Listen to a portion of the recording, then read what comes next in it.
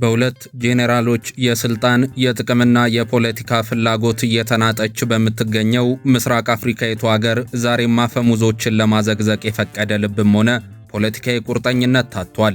የገልፍ ሀገራት የፉክክርና የእልቂት ሜዳ በሆነችው ሱዳን የሪያድና አቡዳቢ ኤሚሬቶች የሚዘውሯቸው የጦር መኮንኖች እልቂትን ማርቀቅና ግጭትን መጥመቅ ስራይ ብለው ከያዙም እነሆ 3 በጋ ባተ።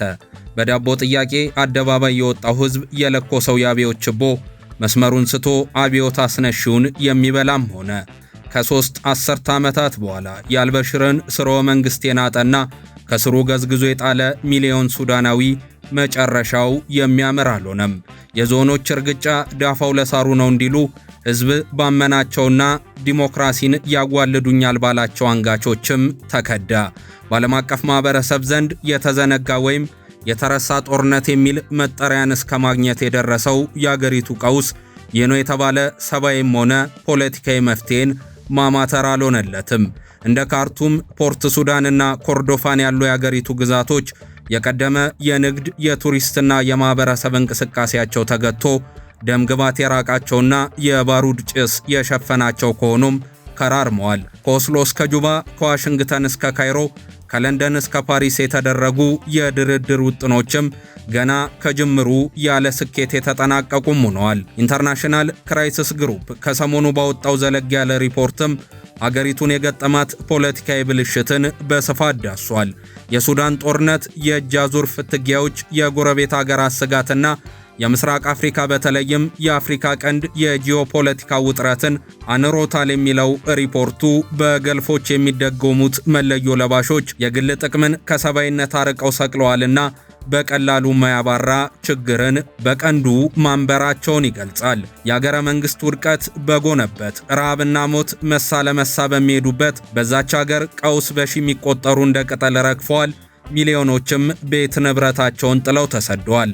ፖለቲካዊ መፍትሄን ያላበጀው ይህ ግጭት ብዙ የቢሆንስ ማብራሪያዎች የሚቀርቡበት መሆኑን የሚያነሳው ሪፖርቱ በተለይም የአገሪቱን ነዋይና ወረት በራስ ቁጥጥር ስር ለማድረግ የሚደረገው የሳውዲ አረቢያና የተባበሩት አረብ ኤሚሬቶች ሽኩቻ ዛሬም በጦርነት ለምትዳከረው ሀገር ዋነኛ ራስ ምታት መሆኑን አንስቷል። ሁለቱ ቢንዛይዶች ኤደን ባህረ ሰላጤን ተሻግረው በተለይም ፖለቲካ እንደ ሸቀጥ ይሸጣል ይገዛል በሚባልበት የምስራቅ አፍሪካ ቀጠና መገኘታቸውም ወታደራዊና ፖለቲካዊ ቀውሱን ማካረሩ እሙን ነው። በቢንዛይድ አስተዳደር ቀጥተኛ ድጋፍ ይደረግለታል የሚባለው የመሐመድ ሐምዳን ዳጋሎ የፈጥኖ ደራሽ ኃይልና ከሳውዲና ግብጽ የጦር መሳሪያና የፖለቲካ ድጋፍ የሚጎርፍለት የአልቡርሃን ብሔራዊ ጦር በባዕዳን አጀንዳና የሀብት ፍላጎት ላይ የተንጠላጠለው ጦር ናፋቂነታቸው ተዳምሮ ግጭትን ማቆም የሚለው ሐሳብ እንዳይኖር ማድረጉንም ያብራራል። በእርግጥም ሱዳን ታማለች። በምቾቶቻቸው ላይ መሸፈትና በድሎቶቻቸው ላይ ማመጽ ያልሆነላቸው መሪዎቿ ከድህረ አልበሽር በኋላ ያዋለዱት ጦርነት ሚሊዮኖች በቶን እሳት እንዲለበለቡም አድርጓል፣ እያደረገም ነው። ከሀገር ውስጥ ግጭት በዘለለ እንደ ኢትዮጵያ ባሉ የጎረቤት ሀገራት ላይ ያሳደረው አሉታዊ ጥላ ዛሬም ድረስ እንደቀጠለ ነው። በሚሊዮን የሚቆጠሩ ስደተኞች ድንበር አቋርጠው በቤኒሻንጉል ጉሙዝና በአማራ ክልል በሚገኙ የጠረፍ ከተሞች መክተማቸው ሳያንስ የሁለቱ ኃይሎች የከባድ መሳሪያ ሲሳይ እስከመሆን የደረሱበት አጋጣሚም የቅርብ ጊዜ ትውስታ ነው። ለዚህ ደግሞ ኩምሩክን ማንሳት በቂ ነው።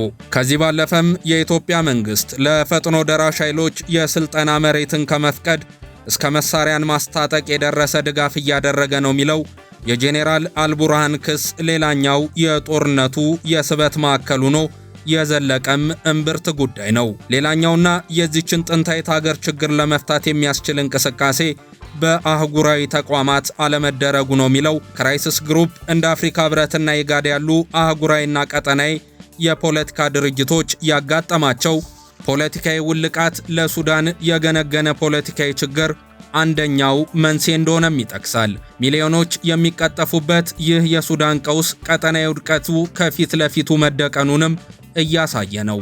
እንደ ቀይ ባህርና ህንድ ውቅያኖስን የመሰሉ ገዢ መሬቶችን በተቆጣጠረው የበርካቶች የፖለቲካና የጥቅም ፍላጎት ላለፉት በርካታ ዓመታት ተሰናስለው በሚሄዱበት ግብሩ እንደ ስሙ በመወጋጋት ለሚገለጸው አፍሪካ ቀንድ የሱዳን ቀውስ ሌላ ተነባባሪ ፖለቲካዊ መዘዞችን የሚያመጣ መሆኑን ካሰላለፎቹም እያስመለከተ ነው። በቅርቡ ለአገሪቱ ቀውስ 1.3 ቢሊዮን ዶላር እንደሚያስፈልግ በተመከረበት የበርሊን ኮንፈረንስም ሀገራት አይናቸውን ወደ ሱዳን ቀውስ እንዲያዞሩ ተጠይቀዋል።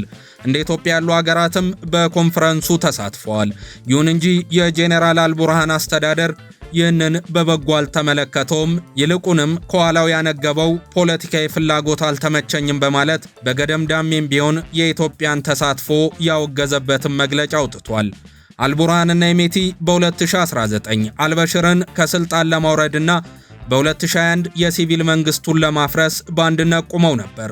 አገሪቱን ወደ ሲቪል አስተዳደር ለመመለስ በሚደረገው ድርድር ላይ ማን የበላይ ይሁን የሚለው ጥያቄ ግን መለያየትን አመጣ።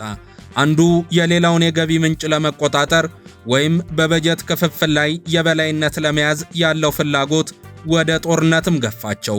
ጦርነቱ በሁለት ወታደራዊ ተቋማት መካከል የሚደረግ ግጭት ብቻ ሳይሆን የሁለት መንግስታዊ መዋቅሮች የአንድን ሀገር ሉዓላዊነት፣ ስልጣንና ሀብት ለብቻ የመቆጣጠር ፍላጎት ግጭት ስለመሆኑም የፖለቲካ ተንታኞች ይገልጻሉ።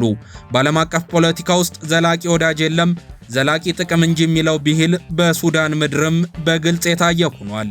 የሱዳን ጉዳይ የሁለት ጄኔራሎች ጦርነት ብቻ ሳይሆን የቀይ ባህርና የአባይ ተፋሰስ ጂኦፖለቲካን ለመቀየር የሚደረግ የጥቅም ትግል ነው። የግብፅ፣ የሳውዲ፣ የቱርክና የተባበሩት አረብ ኤምሬት ተሳትፎ ደግሞ ለጦርነቱ ተጨማሪ ነዳጅ እየሆነ ነው። ሳውዲ የኢኮኖሚ ፕሮጀክቶችን ስለሚያውኩባት ሳውዲ ቀይ ባህርን እንደ ግል ጓሮዋ ነው የምታየው። በሱዳን በኩል የሚመጣ ለመረጋጋት የሷን የቱሪዝምና ኢኮኖሚ ፕሮጀክቶች ስለሚያውክባት ሰላም እንዲሰፍን ትፈልጋለች። ሳውዲ በሱዳን ምድር ላይ የኢሚሬቶች ተሰሚነት ብቻውን እንዲገን አትፈልግም።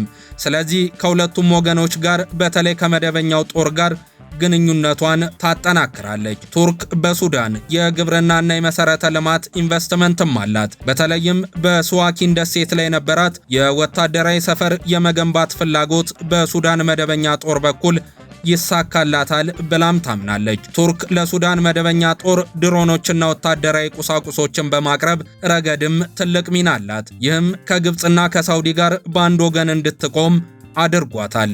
ግብፅ ከታሪካዊውና ከናይል ውሃ ጋር በተያዘ የሱዳን መደበኛ ጦር እንዲያሸንፍ ትፈልጋለች። ግብፅ የሱዳን መንግስት ከሷ ጎን እንዲቆምም ሰርክ ታነቃቃለች። የህዳሴ ግድብን በተመለከተ ሱዳን ከኢትዮጵያ ጋር እንድትጋጭ ወይም ቢያንስ የግብፅን አቋም እንድትደግፍም ግፊት ስታደርግ ላለፉት ዓመታት ቆይታለች። ፖለቲካው የጥቅም መሆኑን እያስመለከተንም ነው። የሱዳን ጦርነት ማብቂያውም እንዲሁ እንደናፈቀን ነው። የሁለቱ ጄኔራሎች የትሮይ ፈረስነት የሰላም ፀሐይ በአገሪቱ እንዲፈነጥቅ ያስቻለም አይመስልም።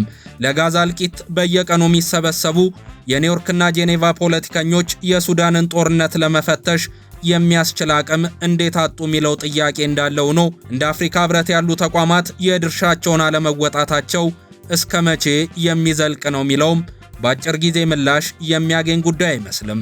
የባህረ ሰላጤው ዘዋሪዎችም ከድረ ቀዝቃዛው ጦርነት በኋላ አይናቸውን በጣሉበት አፍሪካ ቀንድ ሀብትን ለመዝረፍ አገራትን ለመቆጣጠርና የበላይ ሆኖ ለመውጣት ብቸኛው መፍትሄ ጦርነት ነው ያሉ ይመስላሉ። 90 በመቶ የሚሆነው ህዝብ ከዳቦ መገናኘት ብርቅ ሆኖበት መከራውን እየገፋም ነው። ዳቦ ላይ በተደረገ ጭማሪ አብዮት አስነስቶ አገዛዝ የቀየረ ሱዳናዊ ዛሬ የዳቦ ነገር እንደ ሰማይ የራቀው ሆኗል። ጠኔ ነክሶ ረሃብ በገዘፈበት ሱዳን የመተሳሰብ ፖለቲካን በእጅ ያላሉት ሁለቱ ጄኔራሎች ነገ ስለሚኖሩበት ሀብት እንጂ ህዝብን ስለከተቱበት ፖለቲካዊ ኪሳራም ግድ ያሉ አይመስሉም። በእርግጥ ነገስ እውን ሱዳንና ሱዳናውያን የፖለቲካ መላን አግኝተው የሚቀጥሉ ወይስ በአፍሪካ ቀንድ ሱዳን የተባለች ሀገርና ሱዳናውያን የሚባሉ ህዝቦች ነበሩ ተብለው የሚነገርላቸው? ሁሉንም ጊዜ የሚያሳየን ይሆናል። ዛሬን አበቃን። ሰናይ ጊዜ ይሆንላችሁ።